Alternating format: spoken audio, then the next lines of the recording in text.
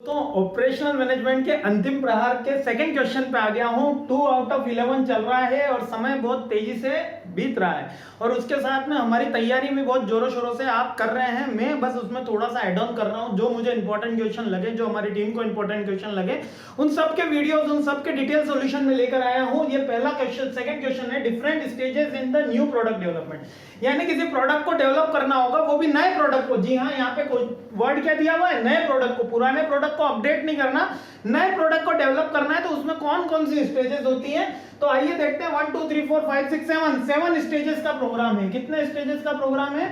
7 stages का programme है ये।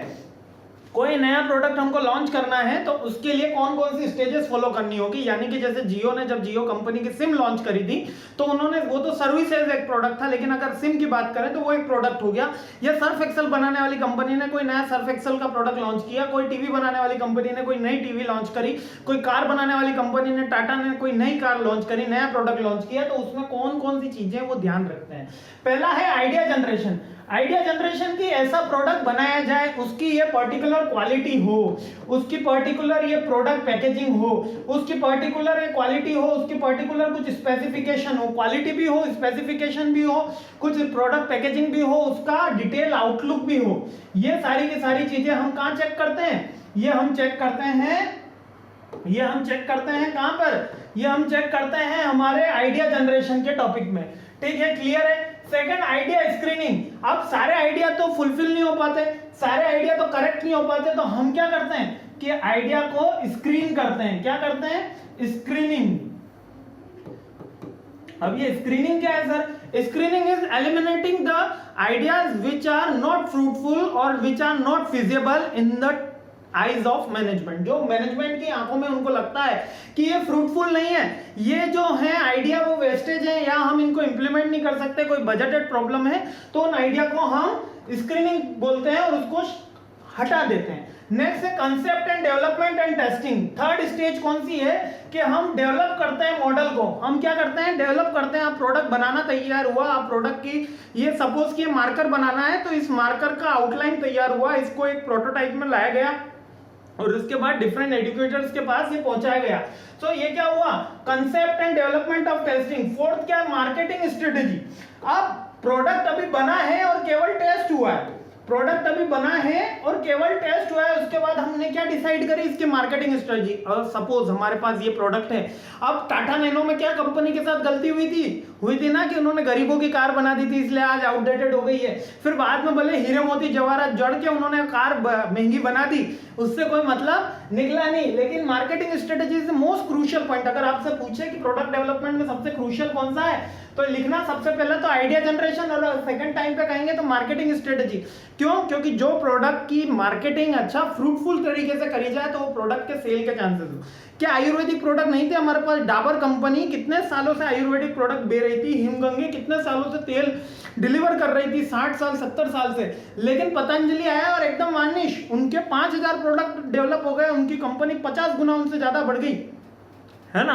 50 गुना means in the sense of market share. वैसे तो अगर देखा जाए तो 5 टाइम्स ही बढ़ी है, लेकिन मार्केट शेयर में बढ़ गई। क्यों? क्योंकि उनकी मार्केटिंग स्ट्रेटेजी क्या थी? स्वदेशी अपनाओ, और इसका ब्रांड एम्बेसडर इन्होंने स्वामी रामदेव बाबा को बनाया और इसके डिफरेंट मॉडल लॉन्च किया कि हर कोई उसकी सेल करे, खुद के आउटलेट्स खोले, कमीशन बेस्ड करा, क्वालिटी कंट्रोल दिया, प्लस उसके साथ प्राइस भी करी। All things are include in the market strategy and business analytics.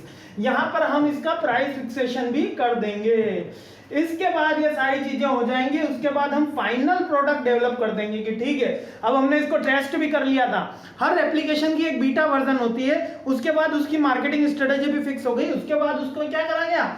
उस 5th स्टेज में उसका प्रोडक्ट का एक्चुअल डेवलपमेंट कर लिया गया। 5000, 3000, 7000, 8000 यूनिट बना दिया गए और उसके बाद उसको डिप्लॉय कर दिया गया, यानी सप्लाई चेन मैनेजमेंट में छोड़ दिया गया सेल होने के लिए, या रिटेलर्स के शॉप पे रखवा दिया गया, या होलसेलर को दे दिया गया, या एजेंट्स को दे दिया गया, डिप्लॉय कर दिया गया। देन वो प्रोडक्ट जैसे ही डिप्लॉय होता है और हम वो बाय कर लेते हैं, दैट इज मार्केट एंट्री। और कमर्शियलाइजेशन मींस कि हम उससे मनी बना लेते हैं। अब ये एक स्वामी रामदेव जी के, आप तेल की बात कर लो, घी की बात कर लो, किसी भी आयुर्वेदिक दवाई की बात करो, कोरोनिल की बात कर लेते हैं।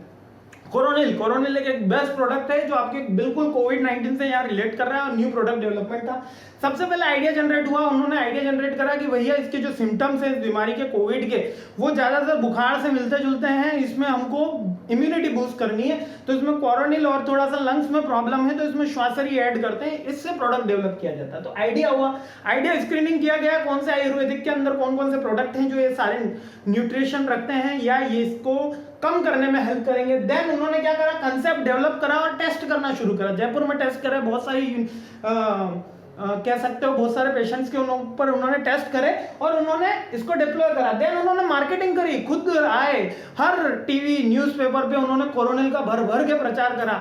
जिस व्यक्ति को भी लग रहा था कि उसको कोविड के जरा से भी लक्षण है, वो पहले जाके कोरोनिल लेकर आता था, उसके बाद जाके वो मेडिकल से दूसरी दवाइयाँ, वो बेसिक जो गवर्नमेंट रिकमेंडेड है वो भी परचेज करता था। उसके बाद उसको प्रोडक्ट डेवलप कर लिया, मार्केटिंग स्ट्रेटेजी हो गई। अब फिर प्रोडक्ट डेवलप करा, उसकी प्रोडक्शन हाउस बढ़ाया, उसकी कैपेसिटी बिल्डिंग करी, है ना, और फिर डिप्लॉय कर दिया, उसको सप्लाई चेन में दे दिया, हर रिटेल आउटलेट पे मिलने लग गई। देन मार्केट में उसकी एंट्री हो गई और एंट्री भी ऐसी धमाकेदार हुई थी कि क्राइसिस हो गया था, कोरोनिल की दवाइयां मिल नहीं रही थी। 500-550 रुपए में उन्होंने किट निकाल के दिया, एक माइंड ब्लोइंग प्रोजेक्ट रहा और करोड़ों रुपए का प्रॉफिट पतंजलि ने कमाया। So that is the idea generation से लेके अपन ने उसके डिप्लॉयमेंट तक देखा, प्रोडक्ट डेवलपमेंट की डिफरेंट स्टेजेस। मैंने सारी स्टेजेस आपको बहुत ही आसान लैंग्वेज में विद इन 7 मिनट्स बता दी है। आपको समझ में आया कि नहीं, प्लीज कमेंट करके बताएं, और कैसी चल रही है पढ़ाई जरूर ये भी बताएं। Thank you.